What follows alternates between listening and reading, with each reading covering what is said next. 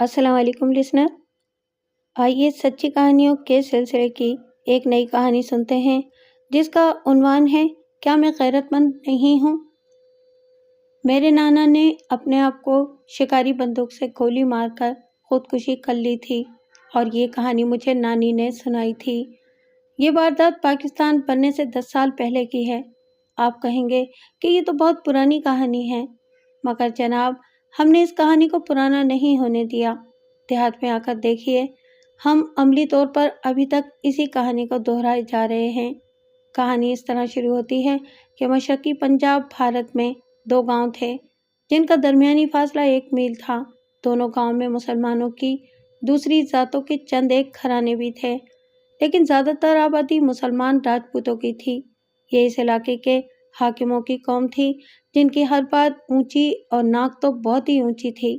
इनके यहाँ इज्जत और आबरू जिसे नाक कहते हैं, इसका तसव्वुर कुछ और ही था।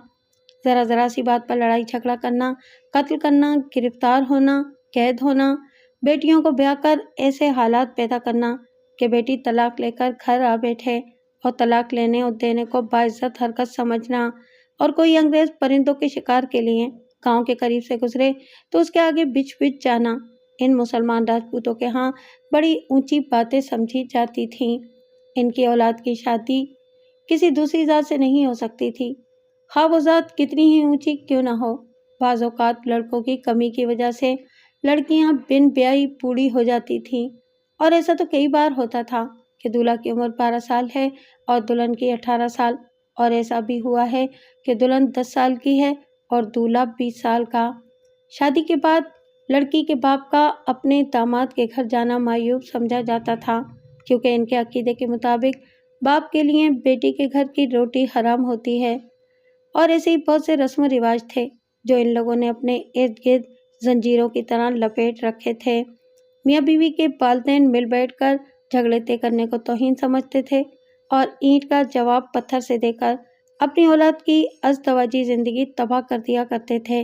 ऐसे ही घरेलू झगड़े बात का बतंगड़ बनकर खून खराबे का बायस बनते थे, और ये बतंगड़ कत्ल और फांसी के तख्ते पर जाकर ही ख़त्म नहीं होते थे, बल्कि ये सिलसिला इनके पसमानदगान आगे चलाते थे, जो वह आने वाली नस्ल को विरसे के तौर पर दे जाया करते थे। 1936 में ऐसी ही एक शादी हुई। लड़की एक गांव की और लड़का दूसरे गांव का था। राजपूतों ने खजानों के मुंह खोल दिए, पैसे की कमी जमीन बेचकर पूरी की। लड़की का जहेज 3 बैलगाड़ियों पर लद कर गया। दोनों अतराफ का जेवर 70 तोले सोना था, जो उस जमाने में भी बेहद ज्यादा था। लड़की की डोली चली गई। तीसरे रोज लड़की वापस आई। 2 रोज बाद दूल्हा दुल्हन को लेने के लिए आया तो साथ खाली डोली लेता आया। 4 कहार साथ थे, वो खुद घोड़े पर सवार था। लड़की के ससुराल ने शायद डोली भेजकर लड़की वालों की इज्जत अफजाई की थी, लेकिन लड़की के बाप को डोली अच्छी ना लगी। उसने अपने दामाद से कहा कि लड़की एक ही बार डोली में जाया करती है, मैं अपनी बेटी को दोबारा डोली में नहीं बिठाऊंगा। लोग कहेंगे कि चौधरी की बेटी दोबारा डोली में बैठी है। दामाद ने कहा, चाचा जी, डोली ले जाने वाला तो एक ही आदमी है ना। अल्लाह ना करे लड़की का पहला खामिद मर तो नहीं गया कि वो दूसरे खामिद के साथ डोली में जा रही है। मैं डोली इसलिए लाया हूँ कि आपकी बेटी आराम से जाएगी, धूप भी तो बहुत तेज होती है ना। लड़की का बाप ना माना। उसने कहा, लड़की मेरी घोड़ी पर जाएगी और तुम अपनी घोड़ी पर सवार नहीं होगे, पैदल साथ जाओगे। दामाद की रगों में भी इन्हीं राजपूतों का खून था। उसने कहा, अगर आप अपनी बेटी को डोली में भेजने को अपनी बेइज्जती समझते हैं तो हो सकता है कि मेरे माँ बाप इसे अपनी बेइज्जती समझें कि लड़की को डोली में नहीं भेजा गया। डोली मैं तो नहीं लाया, ये उन्होंने भेजी है। और दूसरी बात यह है कि मैं पैदल नहीं जाऊंगा, लड़की को साथ लेकर अपनी घोड़ी पर सवार होकर गांव से निकलूंगा। मामला बिगड़ गया और दामाद खाली डोली लेके चला गया। लड़की के ससुराल भी राजपूत थे। वो भला इस बेइज्जती को कैसे बर्दाश्त कर लेते कि इनका बेटा खाली हाथ वापस आ गया है। उन्होंने अपने एक मज़ारी की ज़बानी पैगाम भेजा कि लड़की आएगी तो डोली में आएगी, वरना बेटी को घर बिठाए रखो। लड़की के बाप के लिए ये चोट बहुत सख्त थी, मगर नाक का मसला था। उसने जवाब भेजा कि लड़की मेरी घोड़ी पर जाएगी, मैं ये रियायत दे सकता हूँ کہ تمہارا بیٹا میرے گاؤں سے پیدل نکلے، گاؤں سے باہر جا کر گھوڑی پر بیٹھ سکتا ہے۔ اصل جھگڑا ڈولی اور گھوڑی کا نہیں بلکہ یہ پرانی قدورتوں کا فتور تھا۔ دونوں گاؤں کے لڑکے لڑکیوں کی شادیاں اس دن سے ہو رہی تھیں جس دن گاؤں آباد ہوئے تھے، اور اسی دن سے گھریلو جھگڑے بھی شروع ہو گئے تھے۔ یہ جھگڑے ہر نئی شادی پر منحوس سائے کی طرح چھائے رہتے تھے۔ پرانی قدورت کو ذرا تسکین دینے کے لیے نئی بات پیدا کر لی جاتی تھی۔ اب وہ بات اس لڑکی لڑکے والے کے معاملے میں بھی پیدا کر لی گئی اور نئی رنجش کی ابتدا ہو گئی۔ بزرگ کے کہنے کہلانے پر دونوں فریق ذرا ذرا جھک گئے اور لڑکی کو بھیج دیا گیا۔ اس کے بعد لڑکی آتی جاتی رہی۔ تیسرے مہینے لڑکی میکے آئی۔ 2-3 دن ہی گزرے ہوں گے کہ اس کے سسرال کا کوئی قریبی رشتہ دار مر گیا۔ اطلاع ملتے ہی لڑکی اتنی عجلت میں سسرال چلی گئی کہ کانٹوں کی ایک جوڑی، سونے کے 2 کڑے اور 1 انگوٹھی میکے میں بھول گئی۔ یہ وجہ بھی ہو سکتی تھی کہ وہ ماتم والے گھر اتنا سارا زیور پہن کر نہیں جانا چاہتی تھی۔ اتفاق سے یہ زیورات تھے جو اسے سسرال نے دیے تھے۔ وہ سسرال گئی تو ساس نے زیورات کے متعلق پوچھا تو لڑکی نے بتایا کہ میکے رہ گئے ہیں، اگلی بار لیتی آؤں گی۔ ساس نے اس شک کا اظہار کر دیا کہ لڑکی دانستہ سسرال کے زیورات اپنے ماں باپ کے گھر چھوڑ آئی ہے۔ لڑکی کے جسم میں جوانی کا خون تھا، وہ ایسا الزام برداشت نہ کر سکی۔ اس نے باتوں باتوں میں کہہ دیا، میرے ماں باپ تمہارے زیور کے بھوکے نہیں ہیں، انہوں نے مجھے تم سے زیادہ سونا دیا ہے۔ ساس بہو میں تو میں شروع ہو گئی۔ لڑکی کے خامد نے اپنی دلہن کی طرفداری کی تو اس کی ماں اس پر برس پڑی اور بات بڑھ گئی۔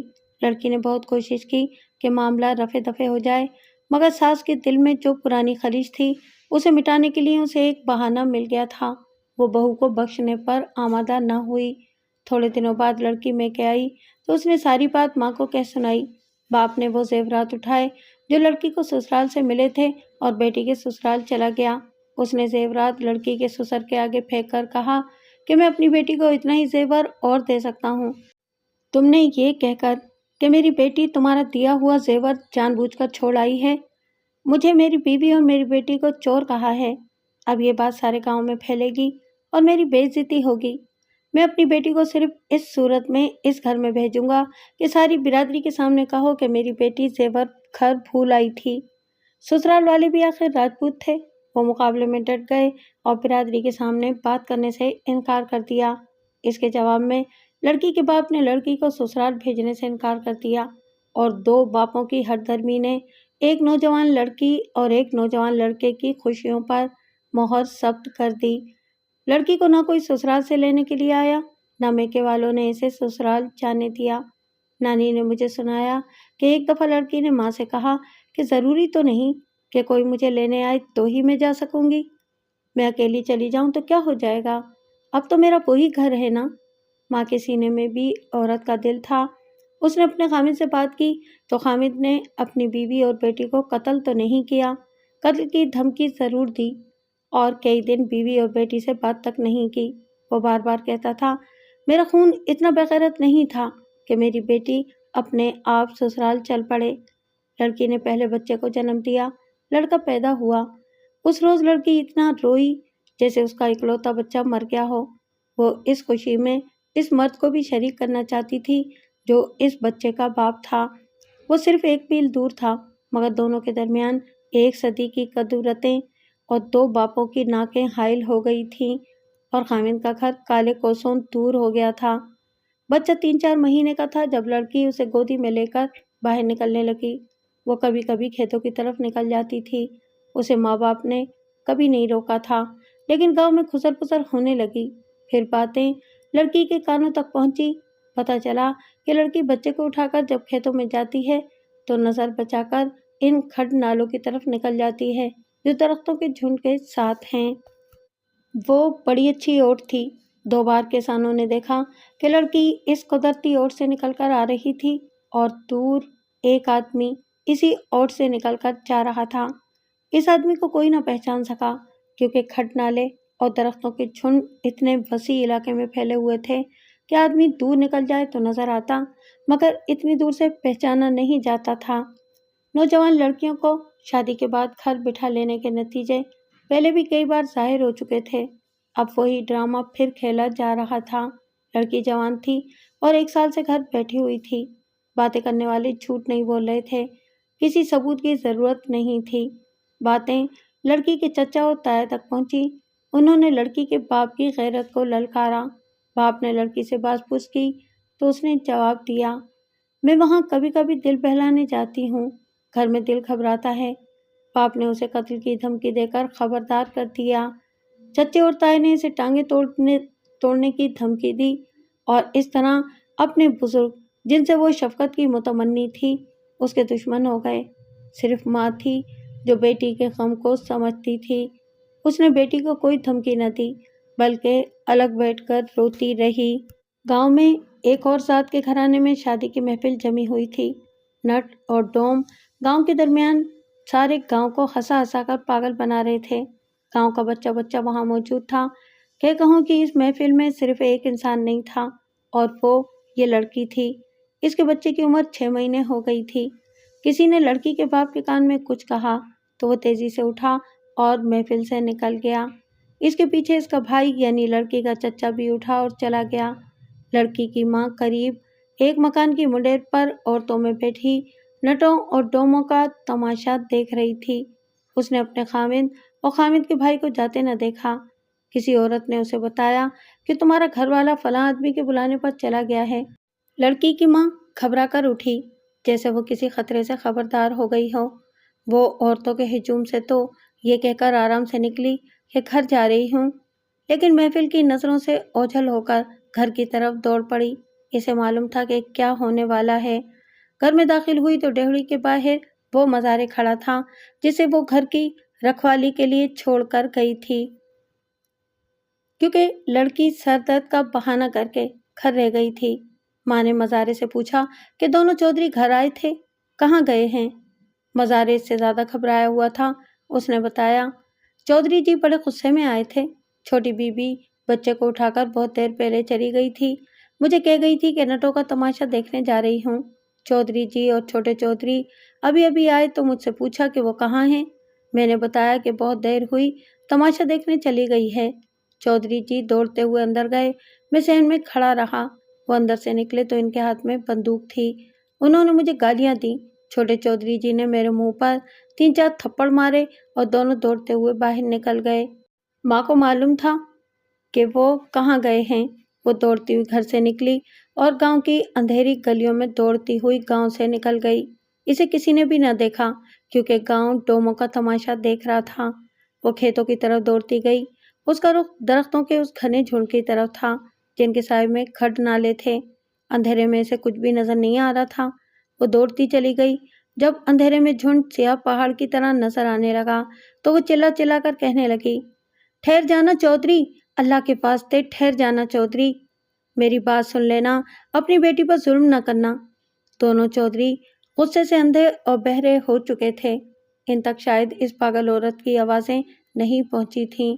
वो ऐसी जगह पहुंच चुके थे जहां से इन्हें एक मर्द और एक औरत इस तरह बैठे साई की तरह नजर आ रहे थे जैसे दो इंसान एक साया बन गए हों। चचा ने बाद में बयान दिया कि उन्होंने अपनी लड़की की हंसी की आवाज़ पहचान ली थी। लड़की के बाप ने 2 नाली बंदूक सीधी की और गोली चला दी। फासला बहुत कम था, जहां से छर्रे जाया नहीं हो सकते थे। लड़की उठी और उठते ही गिर पड़ी। वो जिस मर्द के पास बैठी हुई थी वो उठा और उसने बड़ी ही गजदार आवाज में ललकारा, मर्द बंदूकों से नहीं लड़ा करते, बुज़दिलो, सामने। उसकी ललकार पूरी न हो सकी और दूसरे कारतूस के छर्रे उसके जिस्म से पार हो गए। 6 माह के बच्चे की रोने की आवाज आई और ऐन उस वक्त लड़की की माँ की चीख और पुकार करीब आ गई।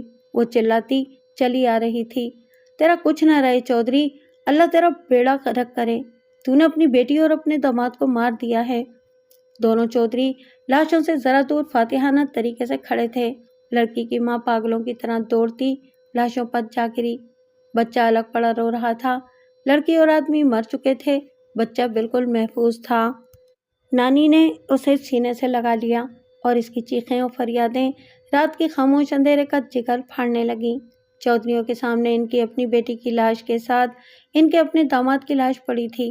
बच्चा महफूज था। 2 गोलियां चलने से दोनों गांव के लोग दौड़ते आए।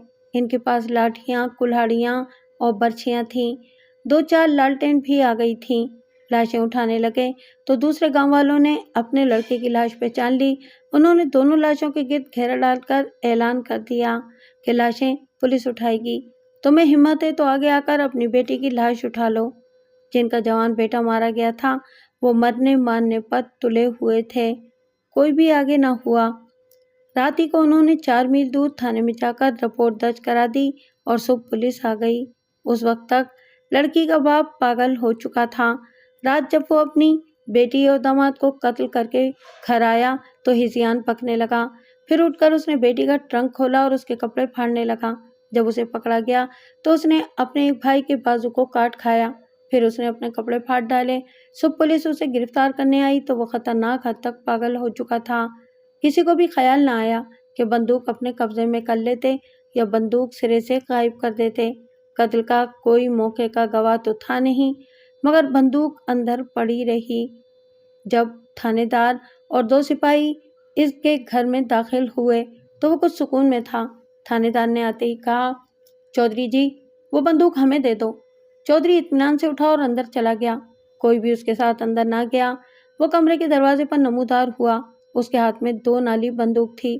وہ دہلیز پر رکا اور کچھ کہے بغیر اس نے نالیاں اپنی ٹھوڑی کے نیچے رکھیں۔ تھانے دار سمجھ گیا۔ وہ یہ کہہ کر اٹھا، چودھری ہوش کر، مگر چودھری نے ہاتھ نیچے کر کے ٹرائگر دبا دیا۔ گولی گرج کر نکلی اور چھروں نے نیچے سے داخل ہو کر اوپر سے نکلتے ہوئے مغز اور کھوپڑی کے پرخچے اڑا دیے۔ قاتل نے اپنے آپ کو سزائے موت دے دی تھی۔ میری عمر اس وقت 10-11 سال تھی جب میری نانی مجھے یہ کہانی سنا رہی تھی۔ میں خود بچہ تھا، اس لیے مجھے اس بچے کا خیال آ رہا تھا جس کے ماں باپ اکٹھے مارے گئے تھے۔ میں نانی سے پوچھنے لگا تھا کہ وہ بچہ اب کہاں ہے، لیکن میں پوچھ نہ سکا کیونکہ نانی اتنی زیادہ رونے لگی تھی کہ بات بھی نہیں کر سکتی تھی۔ اس نے مجھے سینے سے لگا لیا اور میرا سر چومنے لگی۔ میں نے سوچا کہ اب نانی سے پوچھ لوں کہ وہ بچہ کہاں ہے۔ نانی نے مجھے پوچھنے کی مہلت ہی نہ دی۔ میرے گالوں کو ہاتھوں میں تھام کر اس نے ایک ایسی بات کہی جس نے مجھے سن کر دیا۔ اس نے کہا، میرے چاند، تیری ماں اور تیرا باپ اس طرح مارے گئے اور تجھے یتیم کرنے والا تیرا نانا تھا۔ خدا نے تجھے نانا کی گولی سے بچا لیا تھا۔ ہم سب تجھے یہ تو بتاتے رہے ہیں کہ تیرے ماں باپ اس وقت مر گئے تھے جب تو 6 مہینے کا تھا، لیکن تجھے یہ کسی نے نہ بتایا کہ وہ کس طرح مرے تھے۔ میں نے نانی کے چہرے پر نظریں گاڑی تھیں اور وہ کہہ رہی تھی، میری بچی اور میرے جوائی نے دنیا کی نظروں سے اوجھل ہو کر گھنے پیڑوں کے سائے تلے اپنی دنیا بسائی ہوئی تھی۔ مجھے معلوم تھا، میں بھی چوری کی ان ملاقاتوں میں شریک تھی۔ میرا جوائی اپنے بچے کو دیکھنے آیا کرتا تھا اور میری بچی بچے کو وہاں لے جایا کرتی تھی جہاں وہ اپنے باپ کی گولی سے ماری گئی۔ اپنے گاؤں کی ایک میراسن پیغام لے کے جایا کرتی تھی۔ مجھے امید تھی کہ راضی نامہ ہو جائے گا تو میری بچی اپنے گھر آباد ہو جائے گی، لیکن 1 سال گزر گیا تو نانی بہت روئی اور اس کے ساتھ میں بھی رونے لگا۔ نانی نے مجھے یہ کہانی اپنے گاؤں یا اپنے گھر میں بیٹھ کر نہیں بلکہ والٹن لاہور کے پناہ گزین کیمپ میں بیٹھ کر سنائی تھی۔ وہ شاید کبھی بھی یہ راز فاش نہ کرتی، لیکن مشرقی پنجاب میں مسلمانوں کے قتل عام، گھر لٹ جانے اور پناہ گزین کیمپ میں بے بسی کے اثر سے نانی کے سینے میں سرحد پار کے گاؤں کی یادیں ابھر آئی تھیں۔ وہ ایسے لہجے میں باتیں کر رہی تھی جیسے سرحد پار کی زندگی کا ایک ایک لمحہ ایک بار پھر جینے کی کوشش کر رہی ہو، اور اس طرح اس نے یہ زہریلی یاد بھی میرے سامنے اگل دی۔ وقت گزرا اور ساری برادری جس میں دونوں گاؤں کے گھرانے شامل تھے پاکستان کے ایک چک میں آباد ہو گئی۔ سب زمیندار اور کسان تھے۔ زمین اچھی اور کافی مل گئی اور ہماری زندگی ایک بار پھر رواں دواں ہو گئی۔ ہماری برادری سرحد پار سے خالی ہاتھ آئی تھی۔ پیسے اور زیور کی آخری رتی بھی لٹ گئی تھی۔ ہم لوگ کچھ بھی ساتھ نہیں لا سکے تھے، مگر اپنی قدورتیں اور پرانی روایات ساتھ ہی لے آئے۔ میری سب سے بڑی بد نصیبی یہ ہے کہ پاکستان میں آ کر 10 سال کی عمر میں اسکول میں داخل ہو گیا تھا۔ اگر ان پڑھ رہتا تو شاید اچھا رہتا۔ میری عمر 34 سال ہو گئی ہے، 2 بچے ہیں۔ میری شادی اسی خاندان میں ہوئی ہے جس خاندان کا میرا باپ تھا۔ تھوڑے دن گزرے، میری بیوی میکے چلی گئی، کہہ گئی تھی کہ 8ویں روز آ جاؤں گی، 12ویں دن بھی نہ آئی تو میں سسرال کے گھر کی طرف چل پڑا۔ ان کا گھر کھیتوں کے دوسری طرف 3-4 فرلانگ دور ہے۔ راستے میں اپنے ایک بزرگ مل گئے اور پوچھنے لگے کہ کہاں جا رہے ہو؟ میں نے بتایا کہ بیوی کہہ گئی تھی کہ 8ویں روز آ جاؤں گی، آج 12واں روز ہے، ذرا دیکھنے جا رہا ہوں کہ بیوی بچے خیریت سے تو ہیں۔ بزرگ نے فرمایا، 2 اکھر پڑھ کر ہو گئے نا بے غیرت؟ تیرے نانا نے ناک کی خاطر اپنی بیٹی کو گھر بٹھا کر گولی مار دی تھی اور تم اس کا نام ڈبونے جا رہے ہو؟ سنو، مرد بیویوں کے پیچھے نہیں بھاگا کرتے، بیویاں خود آیا کرتی ہیں۔ میں گھر واپس آ گیا۔ نانی ضعیف ہو چکی ہے، اب تو چارپائی سے کم ہی اٹھتی ہے۔ میں نے اسے بتایا تو اس نے ضعیفی اور غصے سے کانپتی ہوئی آواز میں کہا، ابھی جاؤ اور اپنے بچوں کو دیکھ کر لے کر آؤ، لوگوں کی باتیں مت سنو چند جی، انہی مردودوں کی باتوں نے میرا گھر اجاڑا تھا۔ میں بیوی بچوں کو گھر لے آیا ہوں اور بزرگ مجھے گھور رہے ہیں جیسے کسی عورت کو میں اغوا کر کے لے آیا ہوں۔